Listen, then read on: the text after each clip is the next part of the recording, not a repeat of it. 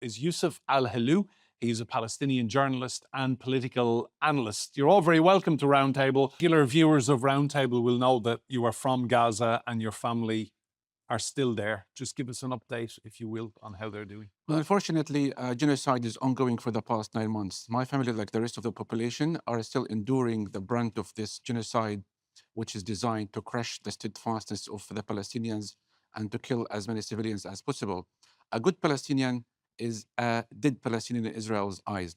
When you have Israeli officials describe Palestinians as human animals and they describe Palestinian children as children of darkness, and when you have Israeli officials, army officials, Netanyahu himself, Biden, supported by the West, say that they believe these lies, then you have a genocide like no other. The first digital genocide live streamed, being streamed for the past 9 months. Starvation is ongoing, bombing hospitals, schools, United Nations schools, bombing an entire refugee site just to take out 2 men. And then Israel says that they have a right for self-defense. What about the Palestinians? What's happening in Gaza is a form of collective punishment. It's an ethnic cleansing. And it seems that the world has normalized this genocide.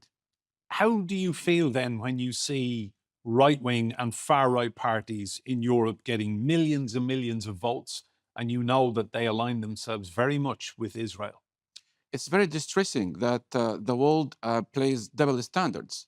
It's a test for those European officials who won the elections to see if they care about the human rights, if they will deal with, for example, oppressed nations like in Gaza, Palestine, in a good way.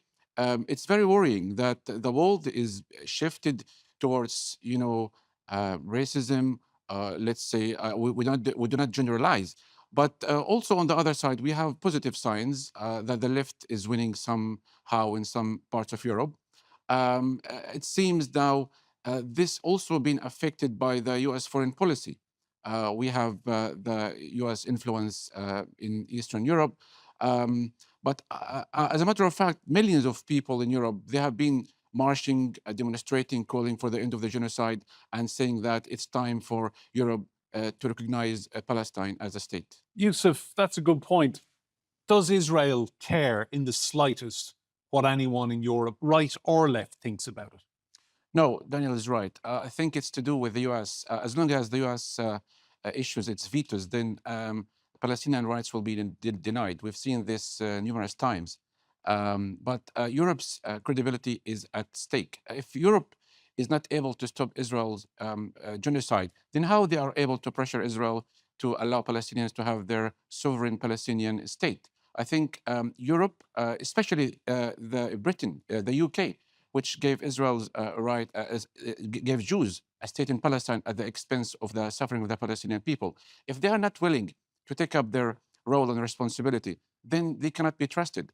But we hope, Palestinians hope, the world hope that Europe will counter the U.S. hegemony. The U.S. cannot, deny Palestinians the right to have a state. Yusuf, who would you rather be in the White House after November? Does it make any difference to the people of Gaza? Not at all. They are different faces for the same currency. Trump, who he was the president who moved the Israeli embassy, American embassy from Tel Aviv to Jerusalem. I think they will all support Israel and they will ignore the suffering of the Palestinian people. And this is the sad reality. But we are hopeful that the awakening that is taking place inside the United States, the encampments, young people are taken up to the streets. There is awareness campaigns going on, and I think this will change at some point. Yusuf, you regularly attend marches in London, in Belfast, in Dublin, calling for a ceasefire. How does it make you feel when you hear right-wing politicians in the UK describe these marches as hate marches? Especially the former Home Minister, Suella Braverman. Unfortunately, these people, they live in a mirage, and they stress once again that they are hypocritical figures, and they play the double standard card.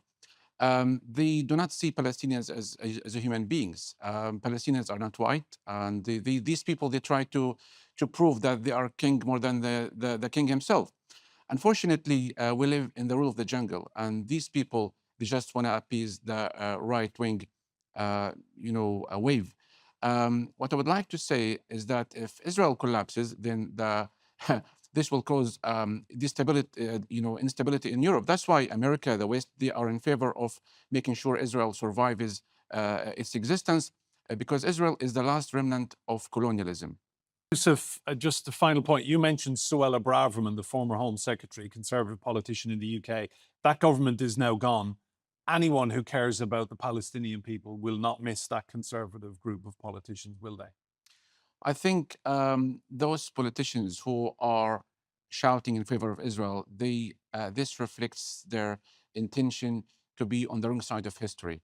David Lammy also, as soon as he won the foreign ministry, ministry, he expressed his support to Israel's right for self-defense, and He did call for a ceasefire, though, to he be did fair. call for a ceasefire. But you cannot provide aid while genocide is ongoing. Um, but as we say to our Irish comrades, our day will come, Shuka Allah. And I think the world is awakening. There is awareness, and people will not tolerate this hypocrisy and double standards compared Palestine to Ukraine, for example. Yusuf, Daniel, and Brendan, thank you all so much for your insight and analysis.